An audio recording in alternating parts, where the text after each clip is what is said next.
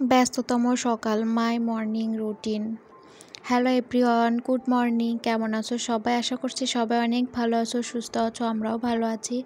আজ হলো শনিবার আর এখন সকাল ওই হয়তো 10টা, 9:30 কি 10টার মতো হবে। তো এখন থেকেই তোমাদেরকে সাথে নিয়ে ব্লগটা শুরু করছি। আশা করছি আজকের ব্লগটাও তোমাদের ভালো লাগবে। যদি ভালো লাগে তাহলে প্রথম থেকে শেষ পর্যন্ত দেখার অনুরোধ রইল।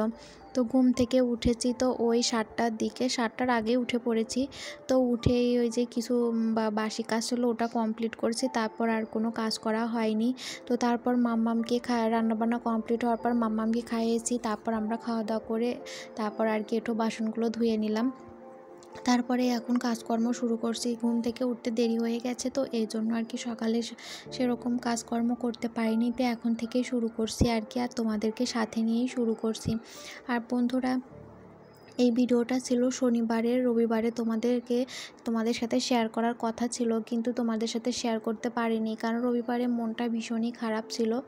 তো এই জন্য আর কি রবিবারে কোনো ভিডিও করিনি, আবার ভিডিও এডিট করে শেয়ারও করিনি। তো আজ সোমবারে তোমরা এই ভিডিওটা দেখতে পাবে। তো বন্ধুরা, তোমরা একটু ম্যানেজ করে দেখে নিও আর কি। তোমাদের সাথে ভিডিও শেয়ার করতে পারিনি জন্য আমারও ভীষণ খারাপ লাগছিল, কিন্তু মনটা খারাপ ছিল, তো এই জন্য আর কি ভিডিও শেয়ার করতে পারিনি। মন খারাপ থাকলে জানো তো কোনো কিছুই ভালো লাগে না। মানে কাজকর্ম সেভাবে করিনি, ভিডিও শ্যুট করিনি, আবার তোমাদের সাথে শেয়ারও করিনি। তো যাই হোক, এই যে তোমাদের সাথে ফাইনালি শেয়ার করতে পারছি, এটাই আমার অনেক বড় পাওয়া আর কি। তো মনটা এখনও ভীষণই খারাপ আছে, অনেকটাই চিন্তার ভাবনা টেনশনে আছে আর কি, এই জন্য মনটা ভীষণই খারাপ। তো এই জন্য আর কি, তো সংসারের কাজকর্ম তো করতে হবে, ওইগুলো তো আর ফেলে রাখলে চলে না, এগুলো তো করতেই হবে।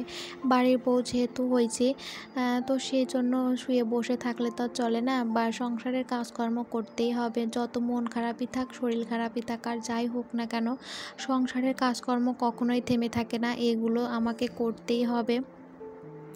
তো তারপর ওইদিকে রান্নাঘরে কাজকর্ম কমপ্লিট করলাম। ওই যে থালা বাসন গুছিয়ে রাখলাম, তারপরে ঘরও মুছে নিয়েছি। তারপর এখন যে জামা কাপড়গুলো এখন ধুয়ে নেব।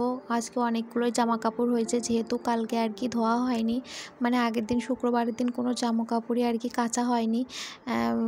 ওই যে শুক্রবারের দিন কোনো জামা কাপড়ই কাচিনি, তো এই জন্যই আর কি কোনোটাই আর কি এই জন্য বেশি হয়ে গেছে। তো এখন সবগুলো আগে সার্ফে ভিজিয়ে নিচ্ছি, ভিজিয়ে নিয়ে তারপর কি কেচে মেলে দেবো। তো বন্ধুরা, ভালো করে জামা কাপড়গুলো কেচে ধুয়ে নিয়ে এখন এই যে সবগুলো মেলে দিচ্ছে। আর দেখতেই পাচ্ছ কতটা রোদ্দুর উঠছে। এই কিছুদিন হলো এই যে ভাদ্র মাস পড়ার পর জানো তো সেভাবে একটা বৃষ্টি হয়নি। একদিন ওই রাতের দিকে একটু বৃষ্টি হয়েছে, তারপর আর বৃষ্টি হয়নি। প্রচণ্ড পরিমাণে রোদ্দুর ওঠে, আর বেশ ভালোও লাগে জানো তো। আকাশটা দেখতে এত ভালো লাগে, কি বলবো, ভীষণ সুন্দর লাগে। নীল আকাশ, সাদা মেঘ ভেসে বেড়ায়, দেখতে ভীষণ ভালো লাগে। মন চায় ওই মেঘের দিকে তাকিয়ে বসে থাকি, মানে ভাবতে ইচ্ছা করে অনেক কিছু, ভীষণ ভালো লাগে। আর দেখতেই পাচ্ছ কতটা রোদ্দুর উঠছে। এই যে জামা কাপড়গুলো এখন ধুচ্ছে, এখন প্রায় 11টা বেজে গেছে, অনেকটাই দেরি হয়ে গেছে যে কাচাকাচি করতে। তো সব কিছুই শুকিয়ে গিয়েছিল, এখন যেহেতু যে পরিমাণে রোদ্দুর উঠছে সবটাই শুকিয়ে গিয়েছিল। তো এখন এই যে সবগুলো মেলে দিচ্ছি। আর এই রোদ্দুরের মধ্যে যাওয়াই যাচ্ছে না, এরকম অবস্থা, ভীষণ পরিমাণে রোদ্দুর। যখন ওই যে বৈশাখ জ্যৈষ্ঠ মাসে যেরকম রোদ্দুর পড়ে ওরকম রোদ্দুর, আর গরমটাও বেশ ভালোই পড়ছে জানো তো।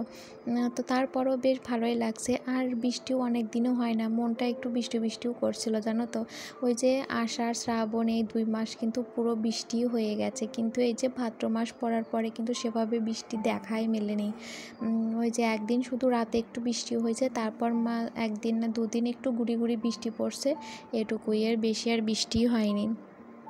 জানি না আবার কবে থেকে বৃষ্টি শুরু হয়ে যাবে, আর বৃষ্টি শুরু হলে তো 3-4 দিনের কমে থামেই না। তো তারপর জামা কাপড়গুলো মেলে দিয়ে তারপর পূজার বাসন ধুয়ে নিয়েছি, পূজার ঘর মুছেও নিয়েছি, আর পূজার জন্য ফুলও তুলে নিয়েছি। তারপর এখন চলে আসছি ঘরগুলো গুছিয়ে নেব। আজ তোমাদের সাথে সেভাবে কোনো কিছু শেয়ার করতে পারিনি, খুব একটা ভিডিও করতে পারিনি। এই যে সকালের এই কাজটুকুই আর কি তোমাদের সাথে শেয়ার করেছি। সকালটা ভীষণই ব্যস্ততায় কাটে।